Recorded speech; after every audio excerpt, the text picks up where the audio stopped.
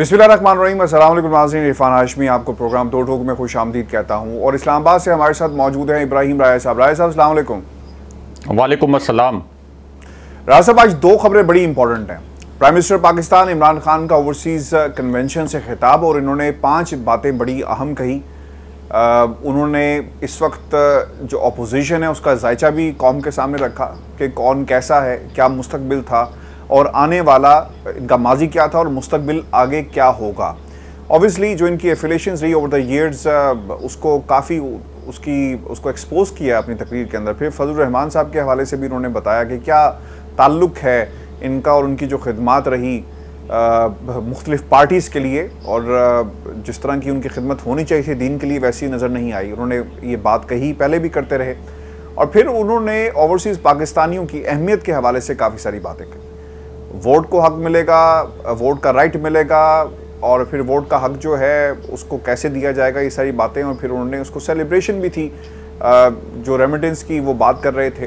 तो ओवरसीज़ पाकिस्तानियों के हवाले से काफ़ी सारी बातें उन्होंने राय साहब आज यहाँ पे कही हैं। और फिर बहुत सारे जो इंटरनेशनल इस्टेब्लिशमेंट जो है उसका भी जिक्र किया कि किस तरह आलमी इस्टेब्लिशमेंट जो है उसका क्या असर पड़ता है किसी भी मुल्क की सियासत के ऊपर। और एग्जाम्पल देते रहे रूसी बिजनेसमैन की। बरतानिया के अंदर बहुत सारे अकाउंट्स को मुंजमद किया गया। और इवन के राय साहब, मैं भी पढ़ रहा था कि आप बिजली का बिल तक जो है वो पे नहीं कर सकते, बिजली तक काट दी गई। यानी इस हद तक जो है वो बाइकआउट यहाँ पे सोशल किया गया। और फिर ये वो खौफ है जिसके ताने बाने मिलते हैं पाकिस्तान के उन लोगों से जिनके पैसे यहाँ पर पड़े हैं, तो उनके साथ ये सलूक क्यों नहीं किया जाता, एक बड़ा सवाल रखा गया। आर्मी चीफ के हवाले से भी उन्होंने बात कही, माजी के भी और अब वाले भी। और अब वाले जो हमारे आर्मी चीफ हैं, कोर कमांडर कॉन्फ्रेंस भी हुई है, वो भी बड़ी अहमियत की हामिल है। वहाँ से भी खबर एक निकली है, उस पर भी हम तफसील से बात करेंगे। लेकिन राय साहब कैसे देखते हैं इस खिताब को? 5 बातें हैं, आपकी नज़र में क्या इसकी अप्रोच होगी? क्योंकि खान साहब की जो बॉडी लैंग्वेज थी हमें पहले दिन बहुत ज़्यादा एग्रेसिव नज़र आई और अब बात जो वो कर रहे हैं वो रीजनिंग के ऊपर कर रहे हैं, माजी के हवाले दे रहे हैं, बता रहे हैं कि क्या हो रहा है इस वक्त पाकिस्तान की सियासत के अंदर। और ख़ुसूसन ओवरसीज़ पाकिस्तानी जो दुनिया में बैठकर पाकिस्तान को देखते हैं, कंपेयर करते हैं, इस्लामोफोबिया के हवाले से बड़ी एक अचीवमेंट हुई है, इसका भी उन्होंने जिक्र किया। जी देखें, एक नुक्ता करके डिस्कस करते हैं कि प्राइम मिनिस्टर इमरान खान ने इस खिताब में किसको क्या मैसेज दिया।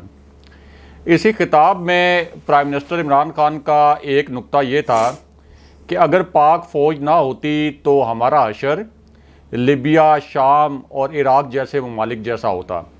यानी जिस तरह से उन ममालिक की, ख़ास तौर पर लिबिया, शाम जैसे ममालिक की अफवाज कमज़ोर थी, तो वहाँ पर देख लें कि कैसे किस तरीके से बदअमनी भी आई, किस तरीके से रियासतों का शिराजा बिखर कर रह गया। तो ये एक ऐसा प्राइम मिनिस्टर है जो कि अपनी फ़ौज का कितना एहतराम करता है कि वो ये बता रहा है कि अगर हमारी फ़ौज ना होती तो ये मुल्क कायम नहीं रह सकता था, 3 टुकड़ों में बट जाता। इस हद तक प्राइम मिनिस्टर इमरान खान इस फ़ौज की रिस्पेक्ट करते हैं। दूसरी जानिब प्राइम मिनिस्टर इमरान खान का जिन अनासर से इस वक्त मुकाबला है, मियाँ नवाज शरीफ से, आसिफ अली जरदारी से और फजलुर रहमान से, आप ज़रा इनके रीसेंट स्टेटमेंट्स उठा लें, बहुत दूर ना जाएं कि मियाँ नवाज शरीफ लंदन में बैठकर इसी फ़ौज को आलमी सतह पर तनहा करने की कोशिश करते हैं।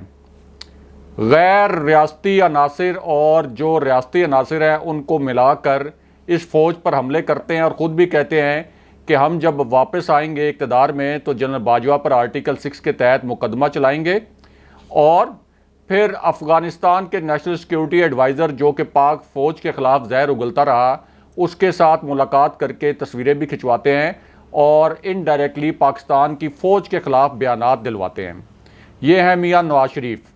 मरियम नवाज़ की जानिब आ जाएँ। आज़ाद कश्मीर के मुतल्लिक, चूँकि आज़ाद कश्मीर में नून लीग को शिकस्त हो गई बदतरीन, और वो कोई अनहोनी नहीं थी। आज़ाद कश्मीर हमेशा वफाक के साथ जाता है। पीपल्स पार्टी की जब वफाक में हुकूमत थी तो आज़ाद कश्मीर में पीपल्स पार्टी की हुकूमत बन गई थी। नून लीग की जब वफाक में हुकूमत बनी तो आज़ाद कश्मीर में नून लीग की हुकूमत बन गई। इस मरतबा चूँकि तहरीक इंसाफ की हुकूमत थी तो आज़ाद कश्मीर वफाक के साथ गया, लेकिन मरीम नवाज़ ने यह कहा जब आज़ाद कश्मीर के इंतखाबात में नून लीग को शिकस्त हो गई कि यहाँ पर फ़ौज से आज़ादी के नारे लग रहे हैं, यानी पाक फ़ौज से आज़ादी के लोग नारे लगा रहे हैं। इस किस्म की जहरीली कैंपेन उन्होंने की, ट्वीट्स किए और उन ट्वीट्स को हेडलाइन बनाया भारतीय मीडिया ने। तो मरीम नवाज़ के ख़यालात इस फ़ौज के मुतल्लिक इस किस्म के हैं। फजलुर रहमान पर आ जाएं। फजलुर रहमान PDM की तहरीक के दौरान एक मरतबा नहीं 10 मरतबा ये कहा उन्होंने कि हमारी जो गुलेले हैं उनका निशाना GHQ है, हम GHQ पर जाकर धरना देंगे। और गफूर हैदरी जो कि इनके दस्ते रास्त हैं, उन्होंने पार्लियामेंट के फ्लोर पे खड़े होकर कहा कि हमारी जंग अब GHQ के साथ है, फौजी जर्नैलों के साथ है। ये वो अनासर हैं जो कि फ़ौज के ख़िलाफ़ जब इनको इक़्तिदार नहीं मिल रहा था, इनकी ख्वाहिश थी कि फ़ौज इनको प्लेट में रख के इक़्तिदार दे, तो ये फ़ौज के ख़िलाफ़ किस किस्म की साजिशें कर रहे थे। फिर अचकजई और मैंगल, ये भी अपोजिशन का हिस्सा हैं। इन्होंने जिस तरीके की कोयटा के जलसे में तकरीरें की कि हम ये बाढ़ उखाड़ के फेंक देंगे जो अफ़गानिस्तान की सरहद के साथ है और ईरान की सरहद के साथ है, जो पाक फ़ौज ने लगाया, और पाक फ़ौज के कितने दर्जनों शहादतें हुई हैं पाक फ़ौज की ये जो बाढ़ लगाने का अमल है ईरान बॉर्डर पर और अफ़गानिस्तान बॉर्डर पर। और उन्होंने कहा कि हम इसको उखाड़ फेंकेंगे और आपकी जेलों को हम तोड़ देंगे और आपकी ईंट से ईंट बजा देंगे। ये बयान किसने दिया? आसिफ अली जरदारी ने, कि मैं जर्नैलों की फहरिस्त निकालूंगा और इनकी ईंट से ईंट बजा दूंगा। ये आसिफ अली जरदारी का ट्रैक रिकॉर्ड है पाक फ़ौज के मुतल्लिक। और मेमो गेट का जो प्राइम मिनिस्टर इमरान खान ने जिक्र किया कि मेमो गेट के अंदर किस तरीके से हुसैन हक्कानी जो अमेरिका में पीपल्स पार्टी के दौर में सफ़ीर थे पाकिस्तान के, किस तरीके से उन्होंने मेमो गेट को तख्लीक किया और पाकिस्तान की फ़ौज के ख़िलाफ़ इतनी बड़ी साजिश की कि हमारे हाजिर सर्विस आर्मी चीफ और हाजिर सर्विस DG ISI को मेमो गेट के मामले पर सुप्रीम कोर्ट जाना पड़ गया। यानी इस लेवल की वो साजिश थी पाकिस्तान की जो कौमी सलामती है उसके ख़िलाफ़, कि पाकिस्तान के हाजिर सर्विस आर्मी चीफ और DG ISI को सुप्रीम कोर्ट में जाना पड़ गया, उनको फरीक बनना पड़ गया। फिर मियां नवाज शरीफ के मुतल्लिक जो उन्होंने कहा कि नरेंद्र मोदी राहिल शरीफ को, जनरल राहिल शरीफ को कहता था दहशत गर्दों का सरबराह है, और बार बार वो ये इल्ज़ाम लगाते थे कि जनरल राहिल शरीफ दहशत गर्दों की पुष्पनाई करते हैं। और मियां नवाज शरीफ उसी नरेंद्र मोदी को यहाँ अपनी ख़ानदानी शादियों पर बुलाते हैं। फिर सज्जन जंदाल आता है यहाँ पे और बग़ैर वीज़े के आता है। फिर मरी में उनकी खुफिया मुलाकातें होती हैं। तो ये पूरा ट्रैक रिकॉर्ड है उनका। और दूसरी जानिब प्राइम मिनिस्टर इमरान खान हैं जो अपनी फ़ौज की ढाल बन जाते हैं। तो इस पूरी सूरत हाल में एक पहलू ये है कि हमारी इस्टेब्लिशमेंट ने फ़ैसला करना है कि इस वक्त जो मार्का है प्राइम मिनिस्टर इमरान खान के दरमियान और उन अनासर के दरमियान जिनको अदालतों ने करप्ट करार दिया है और एहतसाब करने वाले इदारों ने करप्ट करार दिया है, उनके दरमियान ये जो मार्का है, तो उन्होंने कहाँ खड़े होना है? एक ऐसे फरीक के साथ खड़ा होना है जो कि रियासती मफादात को मुकद्दम रखता है, अपनी फ़ौज की ढाल बनता है, या दूसरों के साथ खड़ा होना है जो कि रियासती मफादात के ऊपर हमले करते हैं, फ़ौज के ऊपर हमले करते हैं और साथ ही उनके ऊपर करप्शन के भी संगीन इल्ज़ामात हैं। एक तो प्राइम मिनिस्टर इमरान खान की तकरीर का ये पहलू था। दूसरा, प्राइम मिनिस्टर इमरान खान ने इनडायरेक्टली कंपैरिजन किया है कि देखें मैं किस किस्म का हुक्मरान हूँ और ये जो 3 लोग हुक्मरान बनने की कोशिश कर रहे हैं मिलकर, इनमें और मुझ में क्या फ़र्क है। और बड़े ज़बरदस्त मुदल्लल तरीके से उन्होंने ये कंपैरिजन आज बहुत आसान अल्फाज में लोगों के सामने रखा भी है। तीसरा, ये जो जलसे कर रहे हैं प्राइम मिनिस्टर इमरान खान, और ये बहुत बड़े बड़े जलसे हैं, आप देख रहे हैं कि लोग किस तरीके से निकल रहे हैं। ये असल में एक पैगाम देना होता है तमाम हलकों को कि देखें अवाम मेरे साथ खड़े हैं, मेरी पुश्त पर खड़े हैं और मैं कोई मसनूई लीडर नहीं हूँ, और अगर मुझे किसी मसनूई तरीके से निकाला गया तो फिर मैं अवाम में भी जाऊँगा और अवाम रिएक्ट भी करेंगे। तो एक मैसेज ये भी है इसके लिए। चौथा, जो उन्होंने कहा कि मैं पूरी तरह तैयार हूँ तहरीक अदम एतमाद का मुकाबला करने के लिए, और ये दुआ कर रहा था कि ये तहरीक अदम एतमाद लेके आएँ और मैं इनकी सियासत को दफन कर दूँ, तो प्राइम मिनिस्टर इमरान खान बड़े कॉन्फिडेंट लगे कि ये तहरीक अदम एतमाद वो नाकाम बना देंगे। और उन्होंने ये अल्फाज इस्तेमाल किए कि 2028 तक फिर इनकी सियासत हमेशा के लिए दफन हो जाएगी। तो overall prime minister Imran Khan ने जितने पैगामात देने थे ऑपोजिशन को भी और इस्टेब्लिशमेंट को भी, वो उन्होंने बड़े मुदल्लल अंदाज में दिए।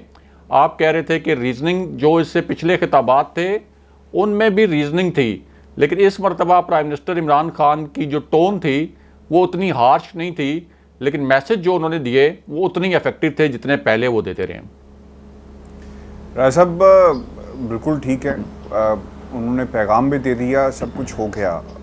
नंबर्स गेम कहाँ पे इस वक्त खड़ी है, मैं चाहूँगा कि उस पर भी हम तफसील से बात करें। और परवेज़ इलाही साहब ने तो खैर अभी एक इंटरव्यू दिया और उसके अंदर तो बहुत चीज़ें हैं, सीधा जो है वो तनकीद कर रहे हैं इमरान खान साहब की हुकूमत के हवाले से, वो तो खैर हम उस पर बात करेंगे। लेकिन आज राय साहब कोर कमांडर प्रेस जो कॉन्फ्रेंस है, कोर कमांडर कॉन्फ्रेंस हुई, और इस कोर कमांडर कॉन्फ्रेंस की टाइमिंग राय साहब बड़ी इंपॉर्टेंट है। भारत के हवाले से जो मिसाइल ऑब्वियसली यहाँ पर आया उसके ऊपर एक तो पैगाम दिया गया, और लेकिन जो सबसे इम्पोर्टेंट था कि 23 मार्च की परेड और OIC वज़ीर ख़ारजा इजलास के लिए जामे सिक्योरिटी इक़दामात को यकीनी बनाया जाए। और फिर उन्होंने ये भी कहा कि बैनुल-अक़वामी और इलाकाई सूरत हाल पर ब्रीफिंग दी गई। भारत के हवाले से बयान दिया गया कि पाकिस्तान जो है वो कहाँ पे स्टैंड करता है, और आलमी फोरम को इस हवाले से नोटिस भी लेना चाहिए, क्योंकि ये इलाके के लिए, ख़ित्ते के लिए बहुत ही ज़्यादा संगीन जो है वो बात है। फिर वज़ीर ख़ारजा की जो सिक्योरिटी का मामला है, जो इक़दामात के हवाले से उन्होंने बातें कही, इस तनाजुर में ये बहुत ही इम्पॉर्टेंट हैं। क्या पैगाम गया है? ऑब्वियसली एक फ़िज़ा हमें इस्लामाबाद की नज़र आ रही है। फवाद चौधरी साहब ने 10 लाख मजमे की बात की और कहा कि जो लोग जाएंगे वो गुजर कर जाएंगे। अब मसला ये राय साहब कि ये बात वाकई ही वो लिटरली वो कह रहे थे कि गुजर के जाना पड़ेगा, और चूँकि जलसा एक दिन पहले हो रहा है और जलसा जो है कि उसके बाद कोई धरना हो जाएगा, क्योंकि शाह महमूद कुरैशी ने कहा कि हमारा धरने का कोई पैगाम नहीं है, क्योंकि ये बात मुझे ऐसा फील होता है कि इस्तारतन वो बात कर रहे थे, मेटाफोरिकली वो बात कर रहे थे, क्योंकि फिज़िकली तो ये चीज़ मुमकिन नहीं है कि वो बैठे रहें, अगले दिन इंतज़ार करें और फिर लोगों ने जाना होगा। क्या पैगाम गया? और फिर दूसरी तरफ फजलुर रहमान साहब ने ये कह दिया, और ये बहुत अलार्मिंग है, कि 23 मार्च को लोगों को लॉन्ग मार्च की कॉल दे दी है, और मरियम को कहा है कि वो लीड करें, नून लीग से राब्ते में भी हैं। कहाँ पे आप देख रहे हैं मामला, और ख़ुसूसन आर्मी चीफ का कोर कमांडर कॉन्फ्रेंस के अंदर सिक्योरिटी इंतजामात को हतमी शक्ल देना और सारी बात करना, how you see all this situation? देखें, पिछले 36 घंटे से ऐसा लग रहा है कि PTI अपना जो ग्राउंड है वो बड़ी तेज़ी से कवर कर रही है, और ऐसा लग रहा है कि हालात का धारा PTI के हक़ में मुड़ता जा रहा है। तहरीक इंसाफ के लोग ज़्यादा कॉन्फिडेंट नज़र आने लगे हैं। प्राइम मिनिस्टर इमरान खान पहले भी कॉन्फिडेंट थे, और अब उनका जो कॉन्फिडेंस है आप कह सकते हैं कि वो अरूज को छू रहा है।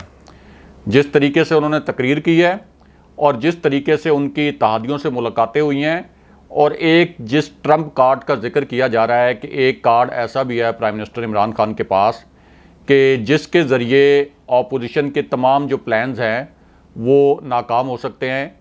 वो कार्ड क्या है उसको अगले प्रोग्राम में बड़ी डिटेल के साथ डिस्कस करेंगे। अब प्राइम मिनिस्टर इमरान खान और उनके इत्तेहादियों के हवाले से जो आपने नंबर गेम की बात की उस पर आते हैं, और फिर जनरल बाजवा का जो स्टेटमेंट है उस पर भी बात करते हैं। एक तो देखें, जो चौधरी परवेज़ इलाही कह रहे हैं एक इंटरव्यू में कि इत्तेहादियों का झुकाव इस वक्त अपोजिशन की जानिब है। उनसे सवाल किया गया कि क्या इत्तेहादियों का झुकाव अपोजिशन की जानिब है, तो उन्होंने कहा 100%, लेकिन साथ ही उन्होंने कहा कि ये प्राइम मिनिस्टर इमरान खान का काम है कि इत्तेहादियों का ये झुकाव दूर करें और अपनी तरफ कर लें। उनके कहने का मकसद क्या है? शायर क्या कह रहा है इस फिक्रे में? शायर क्या कहना चाहता है? शायर ये कहना चाहता है, कहता है कि मेरी बात सुने मेरी बात सुने। वो कह रहे हैं मेरी बात सुने। शायर इरिटेट है कि अभी तक मुझे प्राइम मिनिस्टर इमरान खान ने वजारत आला ऑफर क्यों नहीं किया, अभी तक क्यों नहीं कि अभी तक इतना मतलब ऑपोजिशन ने इतना दबाव बनाया इतना दबाव बनाया कि 200 से ज़ायद अरकान हमारे पास आ गए हैं।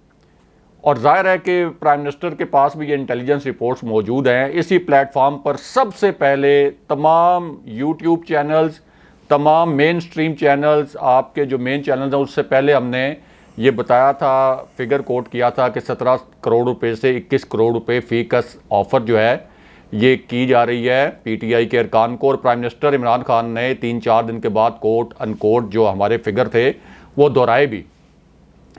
तो इस पूरी सूरत हाल में अब चौधरी परवेज़ इलाही ये चाहते हैं कि मुझे ऑफ़र करें ये कि मैं वज़ीर आला पंजाब बनूं और 1.25 साल के लिए वज़ीर आला बनूं, क्योंकि परवेज़ इलाही को भी पता है कि पीटीआई के कुछ लोगों को ख़रीदो फ़रोख्त उनकी हो रही है और उनको ख़रीदने की कोशिश की जा रही है। लेकिन प्राइम मिनिस्टर इमरान खान जल्दी में फ़ैसला क्यों नहीं कर रहे? एक तो देखें, जो जीडीए है उसने प्राइम मिनिस्टर इमरान खान की मुकम्मल हमायत का ऐलान कर दिया है। बलोचिस्तान राय साहब उसको भी उन्होंने नफी किया। उन्होंने कहा कि नहीं, पीर पगाड़ा साहब और फिर वो अभी खातून एमएनए वो नहीं शामिल थी, एमएनए अभी बाकायदा वो आना बाकी है, ये उन्होंने दावा किया। ये दावा इसी तरह होता है। वो प्राइम मिनिस्टर इमरान खान की जो मुलाकात हुई है उसके मुतल्लिक जो अहम ज़राए से खबर हम तक पहुंची है कि वो GDA prime minister Imran Khan के साथ खड़ी है और उसका इशू ये है कि उनका नेचुरल अलाइंस पीपल्स पार्टी के साथ बनता नहीं है। आपका क्या ख्याल है फहमीदा मिर्जा के जो खाविंद हैं जुल्फकार मिर्जा, वो जाके आसिफ अली जरदारी के साथ हाथ मिलाएंगे? उनको तो ये सूट नहीं करता, बल्कि उनको तो ये सूट करता है कि वो और भी लोगों को कन्विंस करें और अरकान असेंबली को भी कन्विंस करें कि नहीं, आप प्राइम मिनिस्टर के साथ खड़े रहें। तो इसलिए जीडीए तो प्राइम मिनिस्टर इमरान खान के साथ खड़ा रहेगा। मेरी एक बात सुने, आपने नंबर्स और इस पे हम बात करते हैं, लेकिन ये जो जुमले हैं ना राय साहब, इनका पोस्टमार्टम करना बड़ा जरूरी है। जुमला उन्होंने क्या कहा? उन्होंने कहा कि हुकूमत में अक्ल और दानिश और समझदारी का 100% फुकदान, वज़ीर आज़म को बदला लेने का बड़ा शौक है। ये बड़े हार्श अल्फाज हैं। आप कल तक मैं और आप कह रहे थे कि इन वज़ीरों को लगाम देनी चाहिए, कंट्रोल करें, हालात बड़े सेंसिटिव हैं। आज दूसरी तरफ से ये जुमले इस्तेमाल हो रहे हैं। फिर उन्होंने कहा कि सबको नैब में डाल दिया, हुक्मरानी के ये तौर तरीके नहीं होते। मुनस इलाही ने तकरीर की तो हमें नैब से धमकियाँ आना शुरू हो गई। ना तजर्बाकारी बहुत है, उन्हें पहले सिखाना चाहिए था, नीचे उतरेंगे तो सीखेंगे। अब ये अल्फाज छोटे नहीं हैं, बहुत ख़तरनाक अल्फाज हैं। फिर वो ये भी कहते हैं कि हुकूमत को अपने लोगों से ख़तरा है, ना समझदारी बहुत है।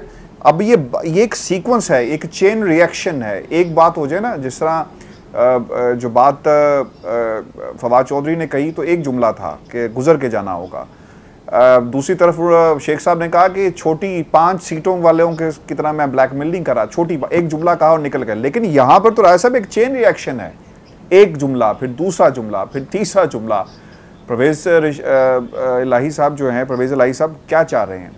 अपना रेट या अपनी पोजीशन जो है वो उसको पर्सोनीफाई कर रहे हैं, अहमियत को उजागर कर रहे हैं, हर बंदे को नज़र आ रहा है। लेकिन इससे लगता है कि फ़ैसला कहीं पे कर लिया गया है। वो कहते हैं मैं फ़ैसले के करीब भी पहुंच गया हूँ, फ़ैसला हम बहुत जल्दी कर भी लेंगे और हुकूमत के सामने रख भी देंगे। और फिर उन्होंने कहा कि अगर इमरान खान साहब आपको ये ऑफ़र करवा दें तो बाकी क्या करेंगे? उन्होंने कहा कि ये ऑफ़र लेकर मैं नून लीग के पास जाऊँगा, पीपल्स पार्टी के पास जाऊँगा और बाकी बाप के पास जाऊँगा और उन्हें कहूँगा जनाब इधर से अब ये ऑफ़र आ गई है, अब आप बताएं कि आप हमारे साथ क्या सलूक करेंगे। और फिर ये भी बात की रहा है साहब, मैं चाहूँगा इस पर तफसील से आप बात करें। सीट एडजस्टमेंट और वज़ारत आला का मामला नहीं है, सीट एडजस्टमेंट का मामला भी है और 1.5 साल की बात भी की जा रही है। जी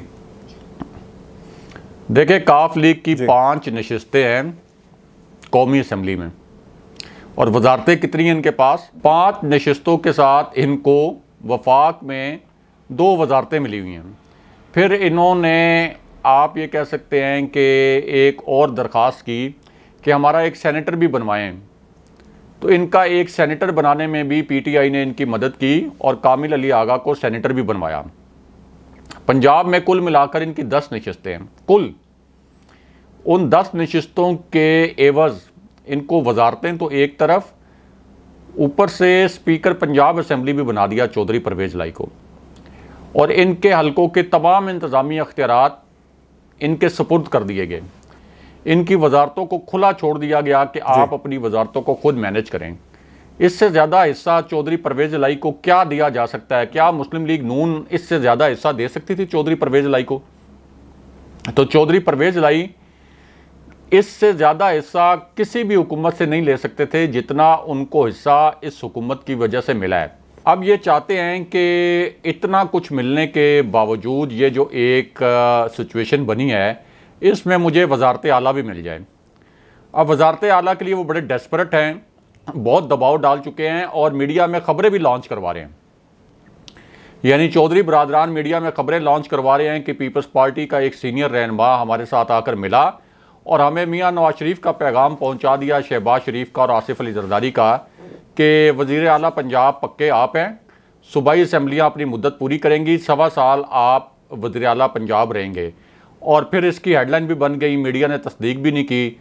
हेडलाइन जब बन गई तो उसके बाद शाहिद खाकान अब्बासी से पूछा गया तो उन्होंने कहा कि मेरे इल्म में नहीं है कि नून लीग ने इसके ऊपर कोई एग्रीमेंट कर लिया है कि चौधरी परवेज़ इलाही को हम वज़ीर आला पंजाब बनाएंगे।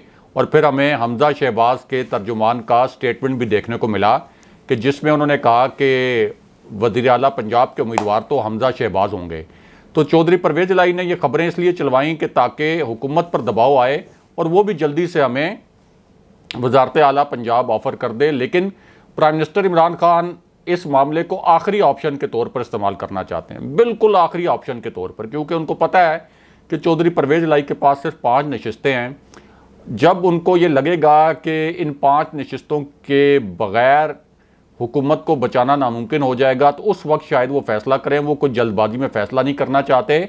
और ये जो चौधरी परवेज़ इलाही हैं ये चाहते हैं कि बस जल्दी में 1 मिनट के अंदर हम दबाव डालें और प्राइम मिनिस्टर इमरान खान हमारे दबाव के सामने झुक जाएं, फ़ौरन ऐलान कर दें कि वज़ीर आला पंजाब अब चौधरी परवेज़ इलाही होंगे। क्योंकि प्राइम मिनिस्टर इमरान खान के पास 2-3 ऑप्शन और भी खुले हैं।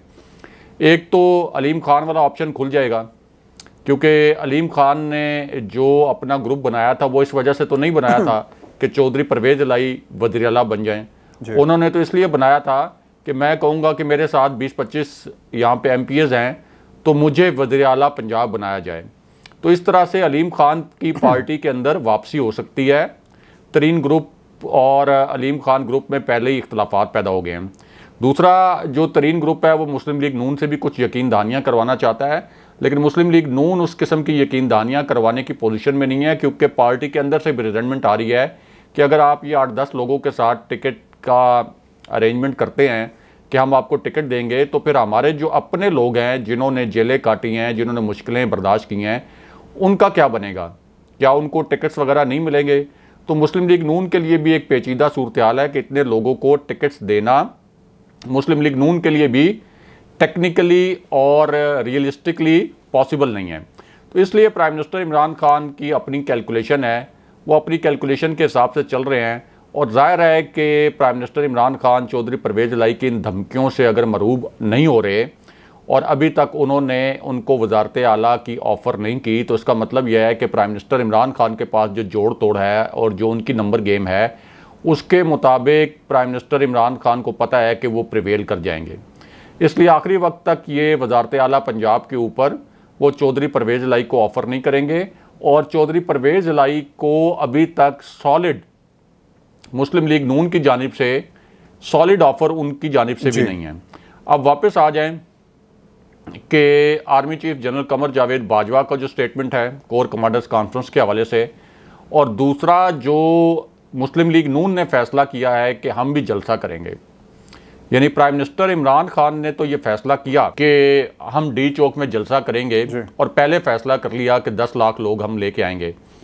लेकिन अब ऑपोजिशन के पास अगर अपने नंबर पूरे हैं, 172 नंबर प्राइम मिनिस्टर ने पूरे तो नहीं करने, 172 अरकान का नंबर, ये नंबर तो पूरा करना है ऑपोजिशन ने। तो अगर ऑपोजिशन के पास नंबर पूरे हैं तो फिर ऑपोजिशन को जलसा करने की क्या ज़रूरत है?